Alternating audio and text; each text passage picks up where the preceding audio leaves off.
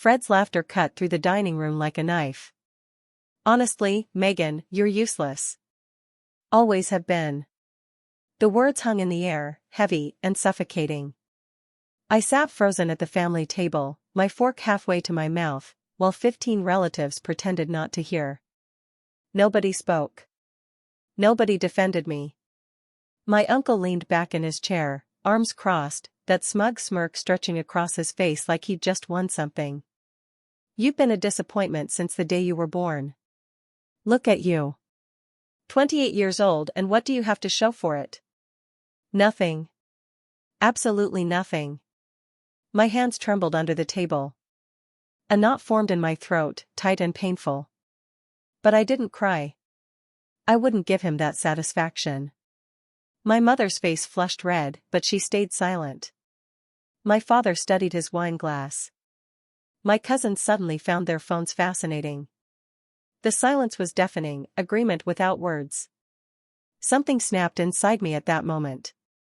Not loudly, but quietly, like ice cracking. Fred had no idea, but this would be the last time he saw me like this. The last time he'd get to make me feel small. My heart hammered as I stood abruptly, my chair scraping against the hardwood floor. The sound echoed through the suddenly silent room. Everyone froze, forks suspended, conversations dying. Fred raised one eyebrow, clearly enjoying the reaction he'd provoked. I didn't look at anyone else. I couldn't. If I saw pity or agreement in their eyes, I might actually break. My legs felt shaky as I walked toward the door, but I forced them steady. Each step felt like moving through water. "Where are you going?" my mother called weakly. I didn't answer. Fred's voice followed me, dripping with satisfaction. "That's right, run away. Like you always do. Useless." The word echoed in my head as I grabbed my coat. My fingers fumbled with the zipper. Behind me, someone cleared their throat, but nobody stood up. Nobody followed. Nobody told Fred to shut up. The door handle felt cold in my palm. As I pulled the door open, letting in the cool October air, one thought crystallized with perfect clarity. I'm going to make him regret those words. Fred would never see it coming. I sat in my car for 10 minutes before I could steady my breathing. My phone buzzed. Probably my mother with some weak excuse about Fred just being Fred. I pulled out the phone to silence it, but froze when I saw the notification. It wasn't from my mother. It was a business alert from the industry newsletter I subscribed to. The headline made my blood run cold, then hot. Thompson Manufacturing faces severe cash flow crisis, bankruptcy rumors swirl. Thompson Manufacturing. Fred's company. The business he'd built from nothing, the empire he never shut up about. The source of his endless arrogance. I stared at the screen, reading twice to make sure I understood. Fred was losing millions. Creditors were circling. Without significant cash within 60 days, the company would collapse. My heart pounded, but this time not from humiliation. From power. From possibility. I had money saved. Not millions, but enough to matter. Enough to be his lifeline. And if I played this right, I could make him admit publicly that the useless niece saved his empire. A slow smile spread across my face. Useless, huh? Let's see how he feels when I'm the only one who can save him. My name is Megan Torres, and for most of my life, Fred's words felt like truth. I wasn't the successful one. That was my cousin Blake with his law degree. I wasn't the brilliant one. That was my sister Veronica who worked for NASA. I wasn't even the charming one. That was Fred himself, with his stories and big personality. I was just Megan. Quiet Megan. Invisible Megan. The one who worked as a financial analyst, living in a modest apartment, driving an old Honda. Boring, forgettable Megan. But what Fred never knew, what none of them bothered to find out, was that I'd been learning. Watching. Studying how money worked, how businesses rose and fell. While they dismissed me at family gatherings, I was quietly building a portfolio, making smart investments, and saving aggressively. I lived below my means, not because I had to, but because I was building something. Waiting for something. I just hadn't known what until tonight. Now, sitting in my car outside Fred's house, watching the warm glow of dining room windows, I knew exactly what I'd been waiting for. This moment. This opportunity. Fred thought I was useless. He was about to learn exactly how wrong he was. I drove home in a daze, my mind racing. In my apartment, I pulled out my laptop and accessed my investment accounts. The numbers glowed on the screen. $243,000. 8 years of careful saving, smart investing, and living like a college student. I'd been planning to use it for a house down payment eventually. Maybe start my own firm. But as I stared at the numbers, a different plan formed. I opened another browser and pulled up everything on Thompson Manufacturing. Financial reports, industry analysis, competitor movements. I worked through the night, fueled by cold coffee and hot rage. By dawn, I understood Fred's situation completely. He'd overextended in a new factory. Supply chain issues delayed production. 2 major clients moved to competitors. It was fixable, but required immediate cash and smart restructuring. I could provide both. The money would stabilize operations. My financial expertise could guide recovery. But I wouldn't just hand it over. This would be on my terms. I picked up my phone and stared at Fred's contact. My finger hovered over the call. Was I really going to save the man who'd humiliated me? Yes. Because this wasn't about saving him. It was about proving myself. And making him admit it. I pressed the call. Fred answered on the third ring, voice rough with sleep. Do you know what time it is? It's 6:30, I said, keeping steady despite my racing heart. I know about Thompson Manufacturing. I know about the cash crisis. Silence. Then bitter laughter. Of course you do. Everyone knows. The whole industry is circling like vultures. I took a breath. I can help you. I have capital available and a restructuring plan. Another laugh, but with disbelief. You? You're going to save my company? The girl who can't hold her head up at dinner is going to rescue a $40 million business? The condescension was thick. I gripped the phone tighter. The loan would be $200,000 at 8% interest. I'll also provide consulting. In exchange, when the company stabilizes, you announce publicly that I was instrumental in recovery. You're joking. I'm not. Think about it, Fred. You need money fast, and banks are declining you.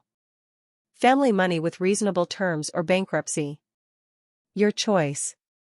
I hung up before he could respond. My hand shook, adrenaline flooding my system. I'd just offered my life savings to a man who thought I was worthless. But I knew something he didn't. I could fix this. And when I did, everyone would know. Fred had no idea what was coming. For 3 days, my phone stayed silent. I went to work, analyzed portfolios, attended meetings, but my mind was elsewhere. Every buzz made my heart jump. But it was never Fred. I knew what was happening. He was exploring other options, trying to find money without admitting he needed help from me. His pride fighting his desperation. But desperation always won eventually. I'd seen it dozens of times in my career. People would rather lose everything than admit they needed help, right up until they actually started losing it. Then pride became negotiable. On the 4th day, at 11 p.m., my phone finally rang. Fred. The terms, he said without preamble, voice tight. 8% interest, 2-year repayment, and public acknowledgement. Nothing more. And I consult on restructuring, I added. You implement my recommendations. A long pause. I could hear him breathing, grinding his teeth. Fine, he finally bit out. But if you screw this up, Megan, I'll make sure everyone knows you pushed us over the edge. I smiled in the darkness. If I screw it up, Fred, you won't have a company left to blame me for. I'll send the contract tomorrow. After hanging up, I sat motionless, letting victory sink in. He'd said yes.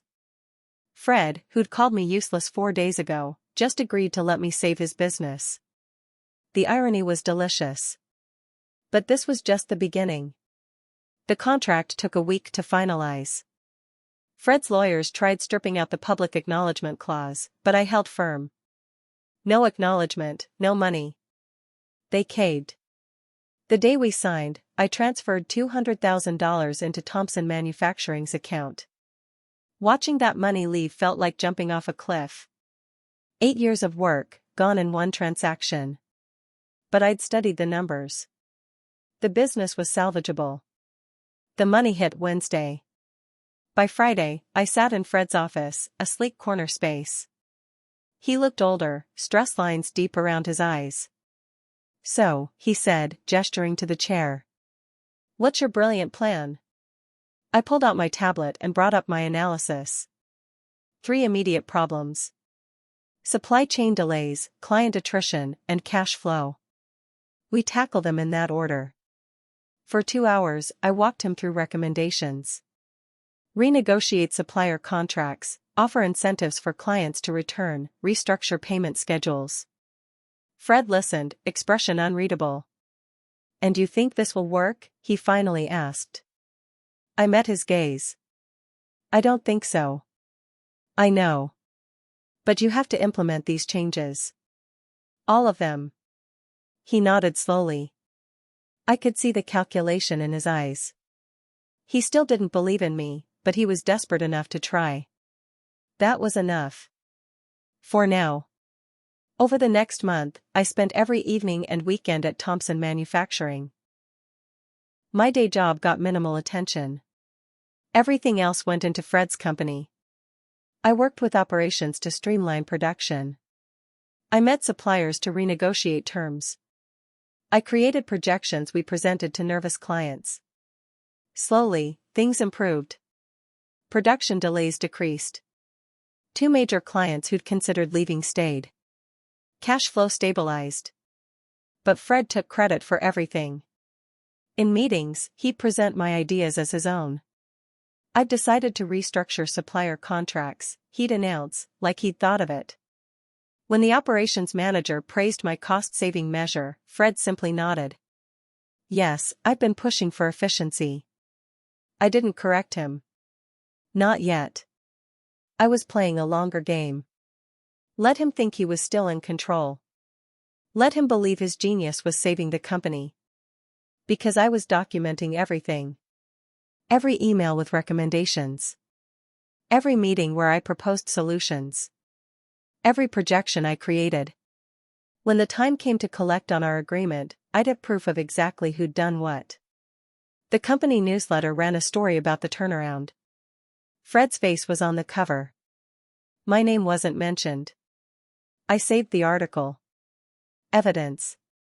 3 months after my loan, Thompson Manufacturing was back to profitability.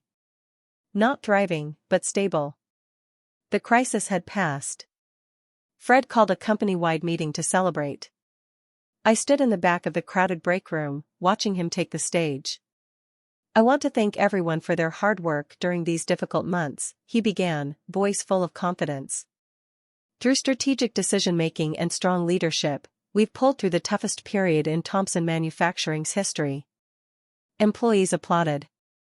Fred smiled, soaking it in. This company was built on innovation and resilience.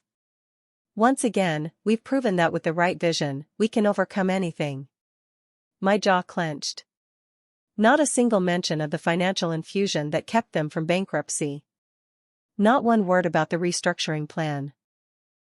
I pulled out my phone and started recording. Evidence. Fred continued his self-congratulatory speech for 10 minutes. When he finished, employees came up to shake his hand. I slipped out before anyone noticed me. In my car, I played back the recording. Fred's voice filled the space, taking credit for everything I'd done. Perfect. I forwarded the video to myself, uploaded it to private cloud storage. I was building a case, brick by brick. And when I finally revealed it, the structure would be undeniable. But not yet. The timing had to be perfect. The family started noticing changes at the next gathering, a barbecue at my parents' house in early summer. Fred held court by the grill, telling anyone who'd listen about his miraculous recovery.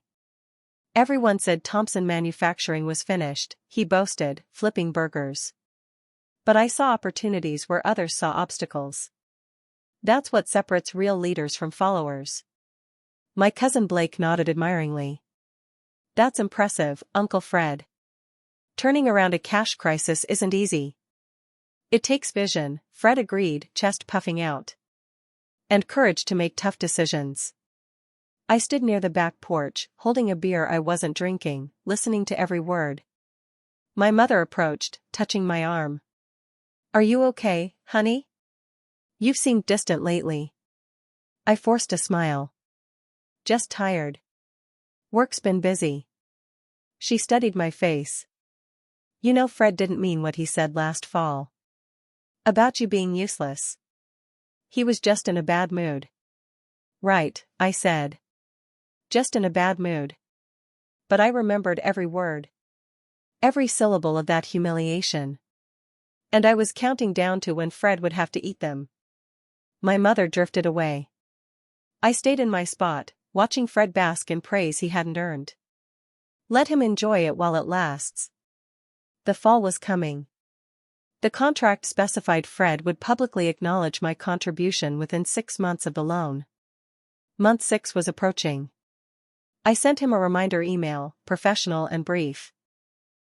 Per our agreement dated November 15th, public acknowledgement of my financial and consulting contribution to Thompson Manufacturing is due by May 15th.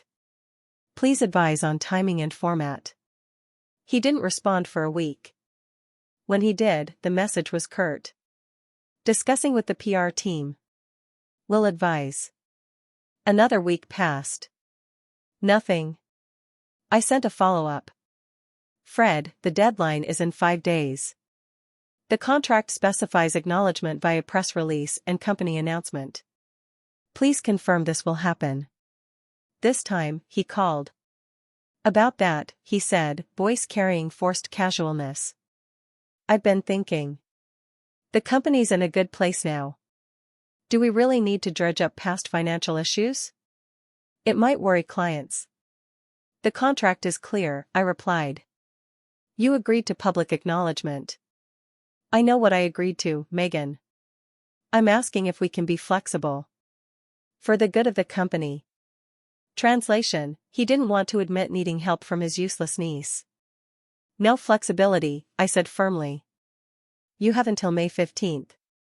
If the acknowledgement doesn't happen, you're in breach of contract. I hung up. My hands weren't shaking anymore. I was past nervousness. Past doubt. I'd earned this acknowledgement, and I was going to get it. May 15th came and went. No press release.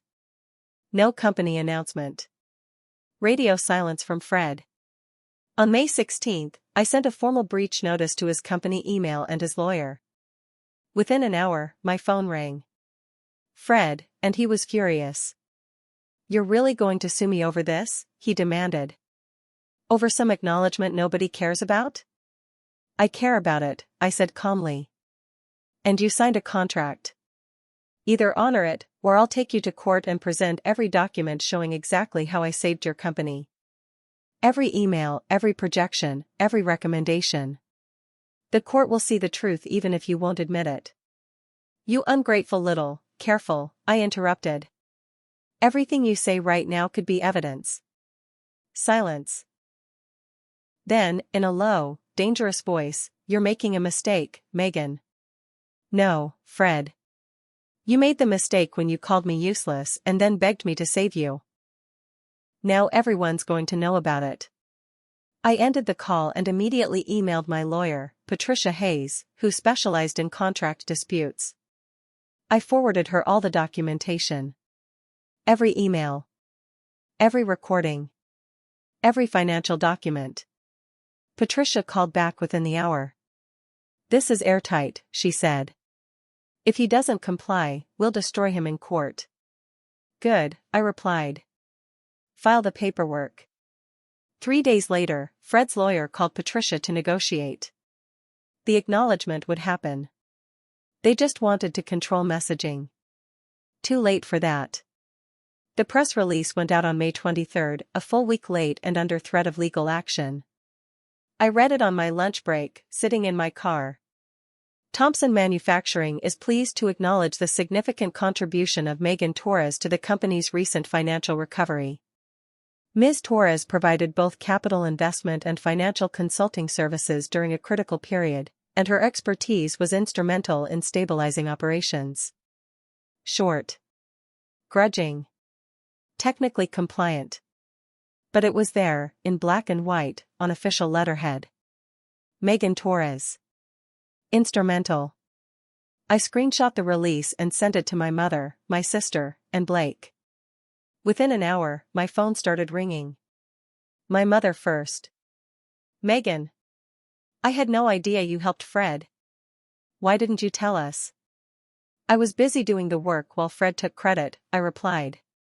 Blake called next, voice full of newfound respect. $200,000? And you restructured the whole operation? That's incredible. Thanks, I said, keeping neutral. Veronica sent a text, "My sister the secret genius. Why didn't you say anything?" I didn't respond. The answer was obvious. Because none of them had asked.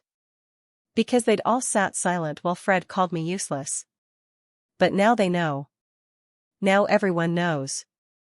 The useless niece had saved the golden child's empire. The family gathering the following weekend was different. I arrived late, deliberately. When I walked into my parents' backyard, conversations paused. People turned to look. But this time, their expressions weren't dismissive. They were uncertain. Respectful, even. Blake approached first. "Hey, Megan. We've been talking about the Thompson thing. That was really impressive." "Thanks," I said, accepting a beer from my father. It was mostly just basic financial analysis. Nothing complicated. Fred stood by the grill, but he wasn't holding court. He was quiet, jaw tight, avoiding eye contact. My mother pulled me aside. "Honey, I had no idea you had that kind of money saved. Or that you knew so much about business." "You never asked," I said simply. She had the grace to look ashamed. "I'm sorry about last fall. When Fred said those things. I should have said something." "Yes," I agreed. "You should have." The afternoon progressed with a strange new dynamic. People asked me questions about my work, my investments, my opinions. Fred remained silent in the corner, confidence deflated. I didn't gloat. Didn't rub it in. I simply existed in space, no longer invisible, no longer dismissed. It was enough. For now. But Fred wasn't done fighting. 2 weeks after the press release, I received a letter from Thompson Manufacturing. A check for $200,000 plus agreed interest. And a terse note, loan repaid in full.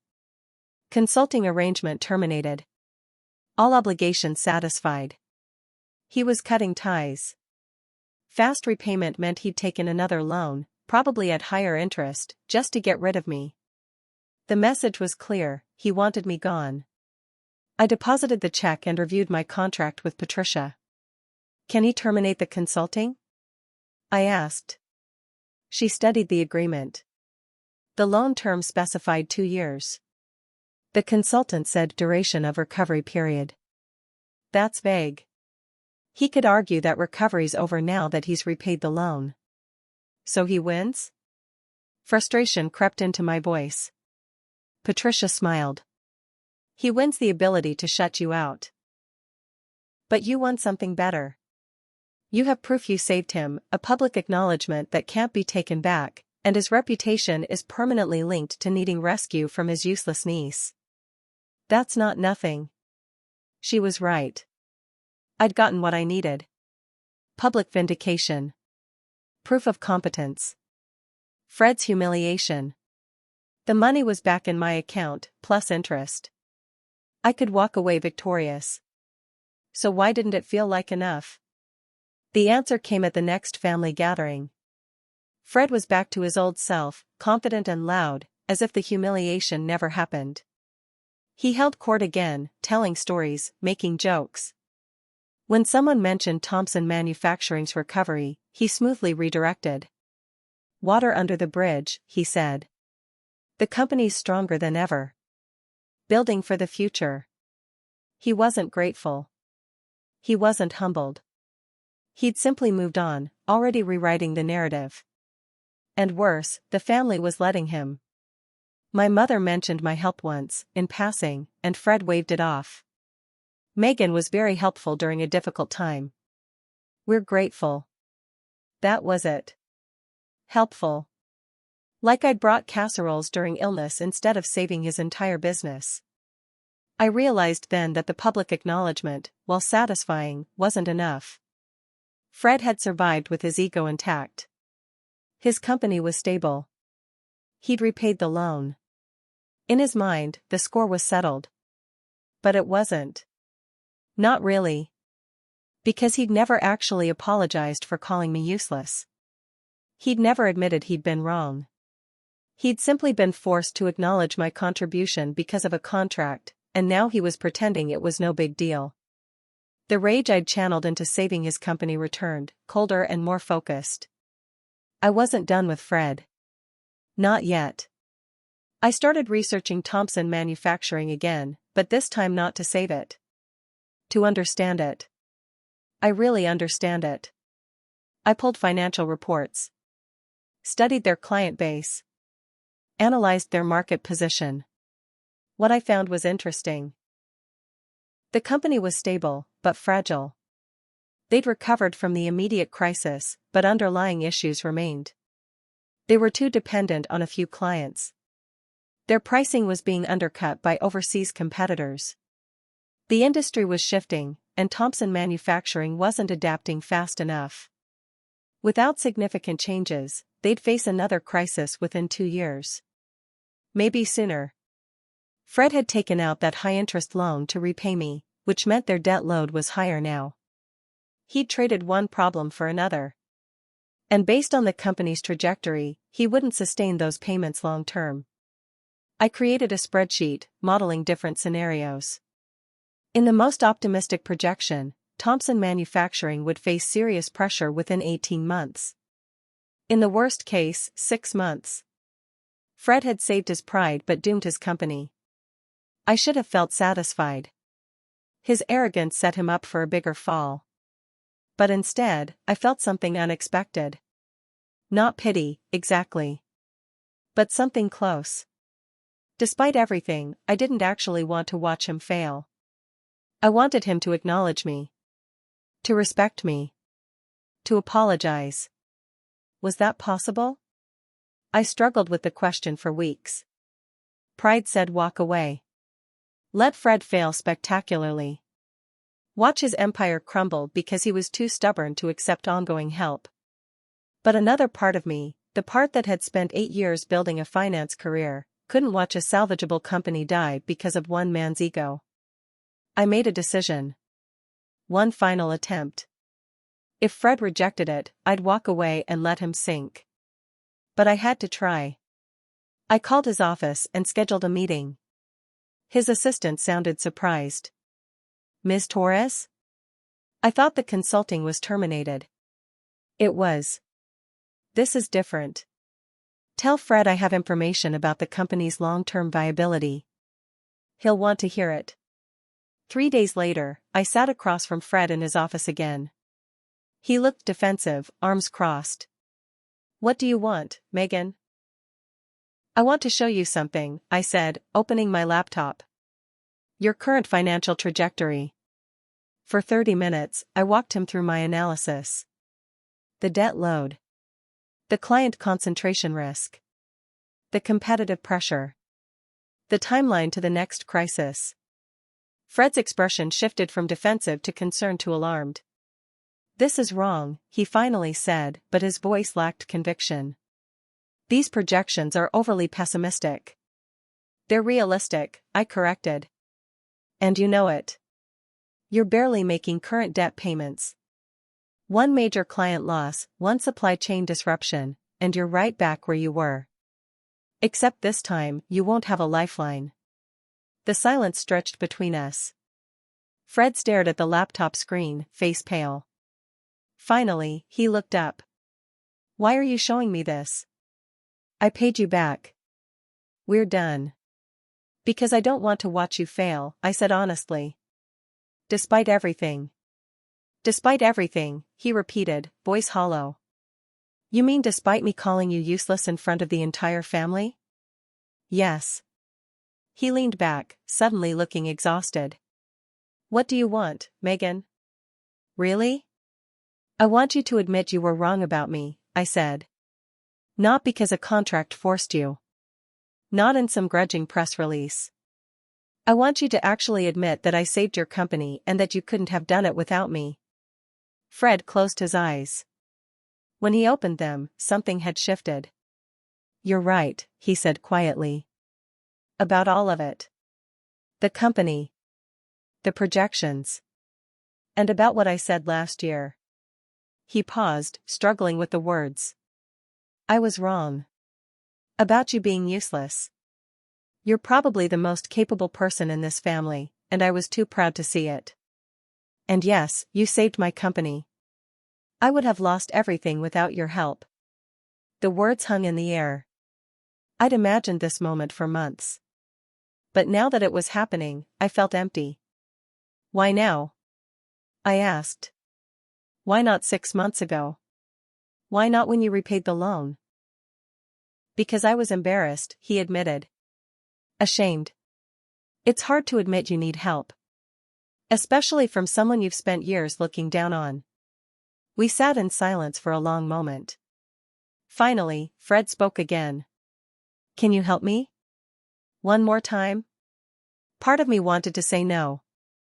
To let him suffer consequences of his pride. But I'd already decided.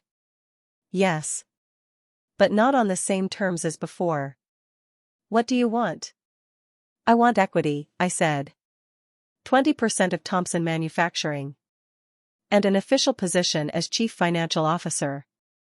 I'll restructure the debt, strengthen the client base, and position the company for long-term stability.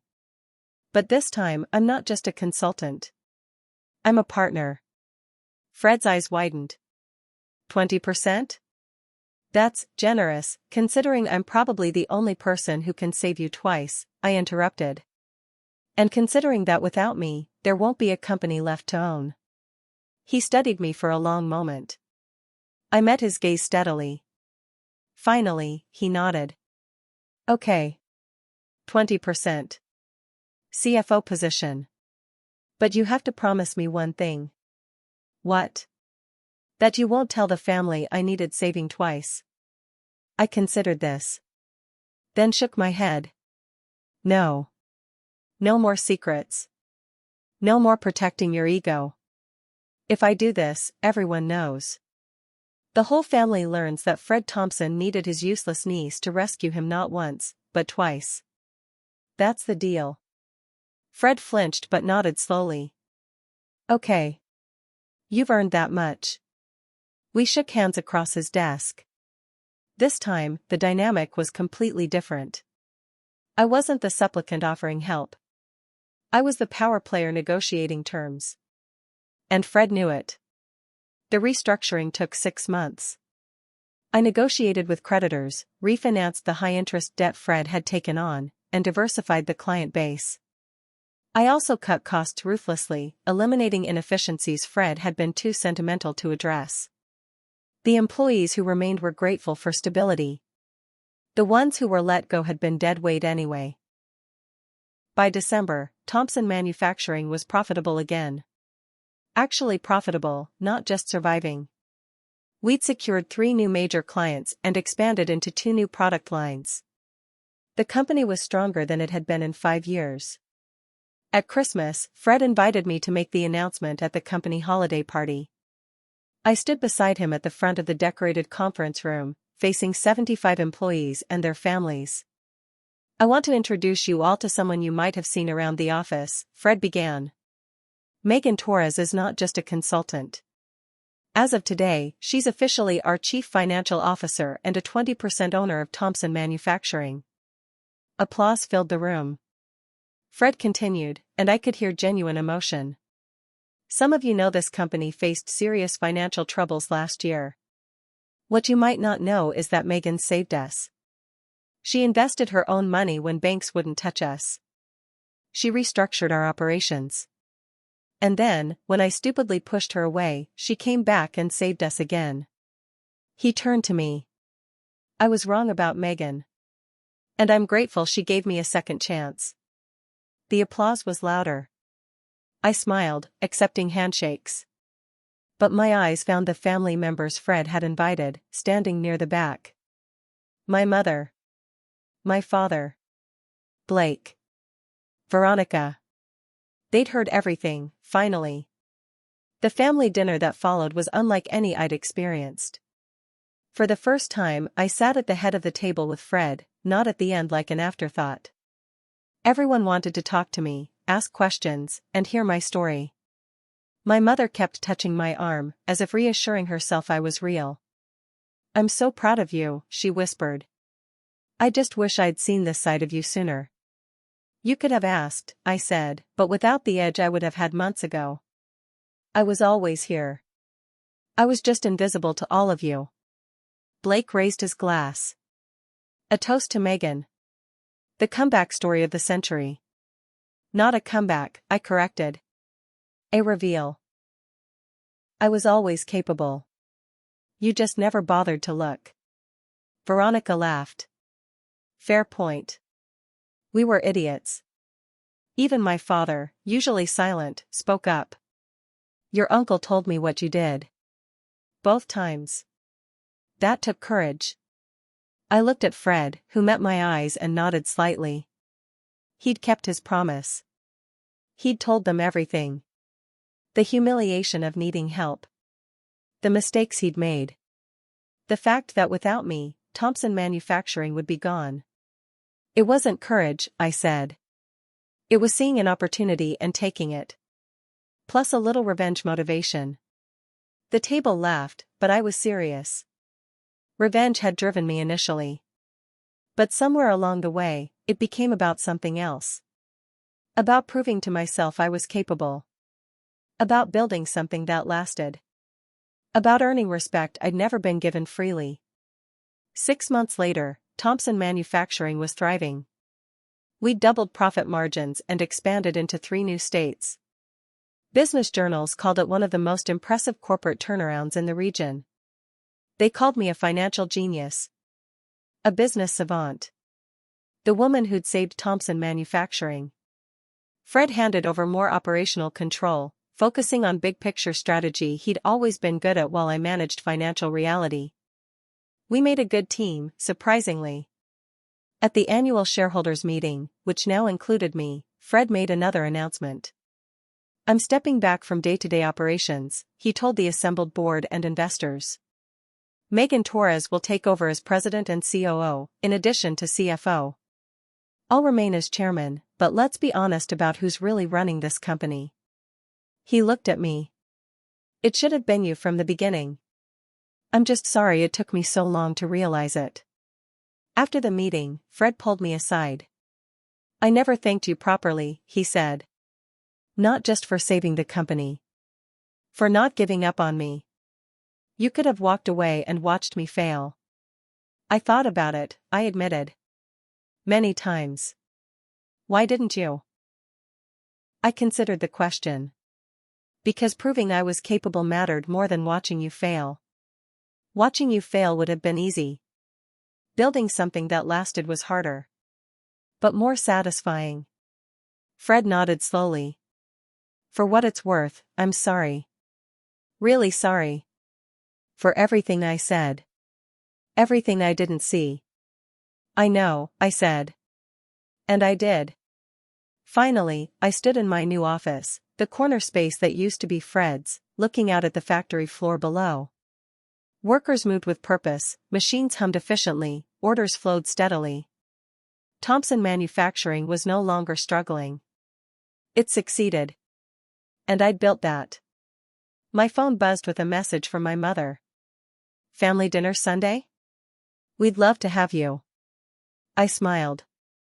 They always wanted me now. The useless niece had become the family success story.